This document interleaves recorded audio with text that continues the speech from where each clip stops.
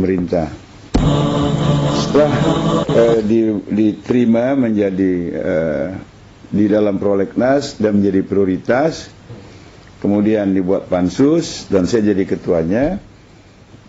Kita bedah, ternyata konten dari RUU yang diajukan pemerintah ini ansih meminta kewenangan yang lebih dalam penindakan. Contoh misalnya mereka meminta agar untuk orang yang dicurigai boleh diambil dan diasingkan ke tempat tertentu selama 6 bulan. Bayangkan, itu bukan penangkapan dan itu bukan penyelidikan. Hanya diambil saja, simpan di tempat tertentu yang terserah mereka selama 6 bulan. Kemudian mereka minta penambahan masa penahanan. Ya, dari yang lalu itu 7 kali 24 jam. Ini totality dari mulai penangkapan, penahanan, pemeriksaan sampai penuntutan. Totalnya itu sudah mencapai 500 hari lebih. Ya. Kemudian ada upaya mengkriminalisasi ceramah-ceramah agama. Mereka kemudian bisa menetapkan ini ceramah radikal, ini ceramah yang bisa mengarah pada teroris. Kemudian si penceramah ditangkap. Kemudian ada upaya lagi untuk menetapkan pidana kepada orang yang menjadi anggota dari satu organisasi yang menurut pemerintah organisasi ini adalah organisasi teroris. Misalnya Jamaah Islamiyah. Nah, mereka yang punya kartu Jamaah Islamiyah serta-merta teroris, gitu loh. Nah, dia mau pegawai negeri yang sangat aktif, atau dia seorang guru yang menjadi guru teladan selama 10 tahun berturut-turut di sekolahnya, nggak peduli. Ada KTA-nya, ada teroris. Nah, gitu. Itu keinginannya pemerintah, gitu loh. Ya. Kemudian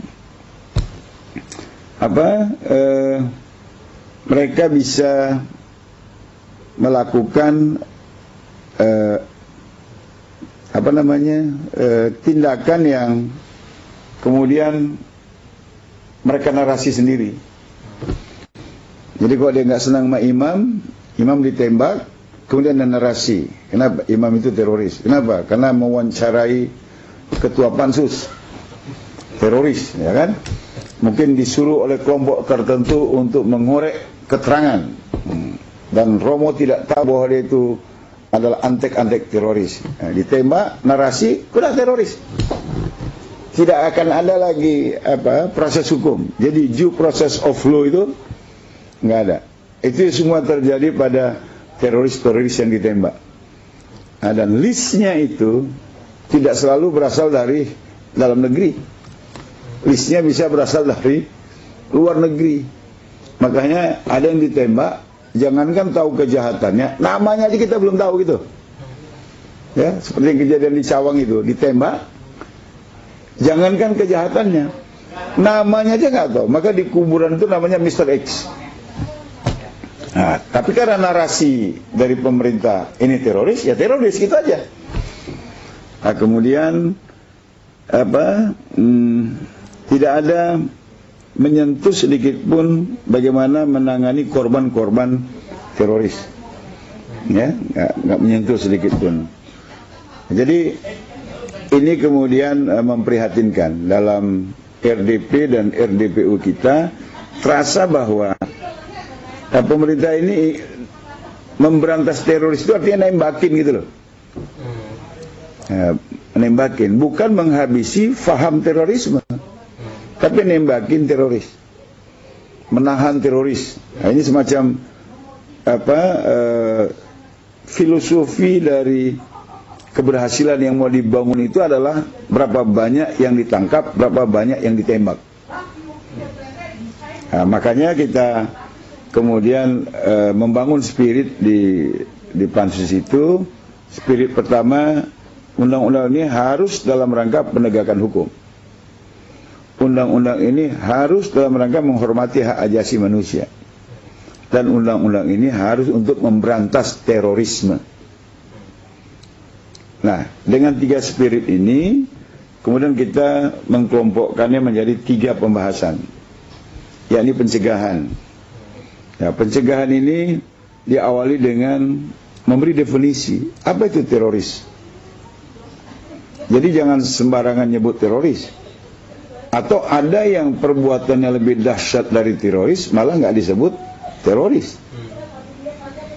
Kemudian, apa itu tindak pidana teroris? Ya, apa itu tindak pidana teroris? Ini harus jelas juga.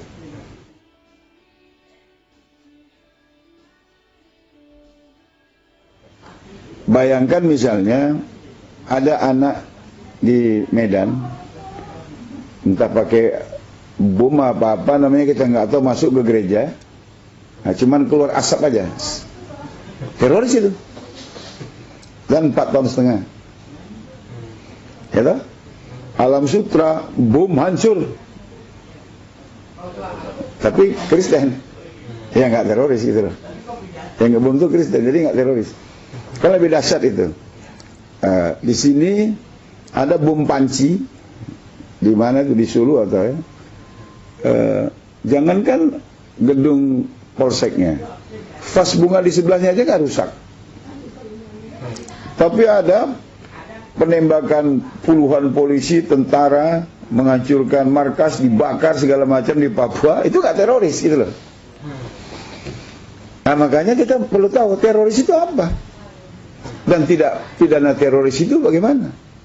Jadi jangan narasi tunggal ini teroris, pakai standar lah, harus pakai standar, itu yang kita mau. Maka dalam upaya pencegahan itu harus ada definisi tentang apa itu teroris, apa itu tindak pidana teroris. Kemudian kan harus difahami betul. Kenapa kemudian orang bisa berfaham teroris? Ternyata ada karena kecemburuan sosial. Ya, ini jangan ditembak polisi dulu. Ini dikirimlah tim dari Departemen Sosial untuk menyelesaikan persoalan sosial itu. Mungkin karena persoalan pendidikan yang tidak benar. Ya, ini jangan ditangani polisi juga. Ini harus Departemen Pendidikan lah yang menyelesaikannya. Ada karena pemahaman keagamaan yang melenceng. Ya, jangan polisi juga. Ini harus Departemen Agama, Majelis Ulama yang turun untuk melakukan upaya-upaya agar mereka tidak terinfiltrasi oleh pemahaman-pemahaman teroris. Kemudian mungkin kesalahan memahami ideologi. Nah, berarti kan ini harus ada ahli tata negara atau ahli sejarah yang perlu memberikan pencerahan supaya mereka tidak menjadi teroris. Hal-hal seperti itu harus diperhatikan, karena kita paham betul, by the gun you can kill teroris, but by education you can kill terorisme. Yang mau dibantas ini kan terorisme. Kalau fahamnya sudah habis, kan nggak ada teroris lagi. Ini yang dilakukan kan nembak-nembakin orang aja, sementara fahamnya dibiarin gitu loh. Identifikasi itu selama ini nggak ada. Nggak ada. Ya, memang ada program deradikalisasi, tapi kan tempatnya di lapas. Saya bilang itu program omong kosong. Kalau pembinaan deradikalisasi di lapas dengan kondisi lapas seperti yang kita lihat hari ini. Macam mana rupanya kondisi lapas yang kita lihat hari ini, di mana para orang yang disebut teroris itu ditahan? Pertama, semua lapas over capacity. Lumayan kalau 200%, 400% itu over capacity-nya. Saya banyak baca gedung ini untuk 7 orang, isinya 38. Itu berapa kali banyak itu? Bagaimana melakukan proses deradikalisasi? Udah, kemudian makannya nggak jelas juga. Biaya makan napi atau warga binaan per orang per hari itu 12.000 untuk 3 kali makan. Mereka sekali makan 4.000. Macam mana membina deradikalisasi dengan makannya kurang? Dan terbukti hutang Kemenkumham tahun ini untuk makan minum para warga binaan itu 2016 itu sampai 4 triliun. Berarti ruangannya nggak beres, makanannya nggak beres, kemudian mau bikin program deradikalisasi. Belum lagi aparat kalapas dan sipir. Di mana di negeri ini yang kalau orang mau besuk itu kemudian dia mendapatkan haknya besuk? Itu lewat berapa pintu dulu, dan nggak ada yang gratis lagi, nggak ada yang gratis. Impossible ya? Impossible. Makanya yang penting ada setoran narkoba di penjara ada. Masa dibilang itu kejahatan warga binaan? Itu bukan kejahatan warga binaan, itu kejahatan kalapas dan sipir. Masa iya mereka diawasi penuh kemudian bisa lakukan transaksi? Kalau sekali mungkin kecelakaan, gerobogan misalnya itu 8 kali transaksinya. Lalu dibilang napinya juga yang nggak beres. Yang nggak beres itu Menteri Hukum dan HAM-nya. Jadi Yasona itu nggak mampu meletakkan aparat yang betul-betul bekerja sesuai dengan tugasnya di Kanwil Kemenkumham dan di lapas-lapas. Ya, jadi dia kemudian ada penjara yang terbakar, ada penganiayaan sesama napi, ada pemukulan terhadap aparat, ada pengedaran narkoba. Kemudian Yasona Lawlinya merasa berprestasi juga, senyum sana senyum sini, kan itu nggak benar itu. Nah, karena itu kita fokus juga pada program pencegahan. Kemudian di penindakan supaya juga menghormati hak asasi manusia itu harus dengan identifikasi yang jelas. Kemudian tugas dari penindak ini diawasi. Maka di RUU ini akan ada badan pengawas. Ya, badan pengawas ini memang dikomandoi oleh anggota DPR RI lintas komisi.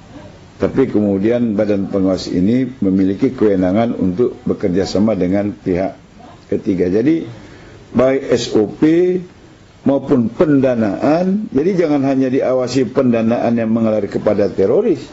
Pendanaan yang mengalir kepada aparat ini juga harus kita tahu. Karena nggak rahasia umum lagi, ada yayasan teroris di Semarang yang dipimpin oleh Pak Dai Bakhtiar, itu nggak pernah diperiksa PPATK. Tidak juga pernah diperiksa oleh Komisi 3. Dan itu dananya triliunan. Yayasan yang menaungi korban-korban teroris. Bukan operasi-operasi teroris. Kalau korban teroris belum pernah dinaungi. Ini menjadi pembahasan kita di pansus ini. Operasi-operasi teroris ini penindakan teroris. Iya. Nah, makanya kan kok bisa ada uang komandan Densus ngasih Siono, keluarga Siono 100 juta?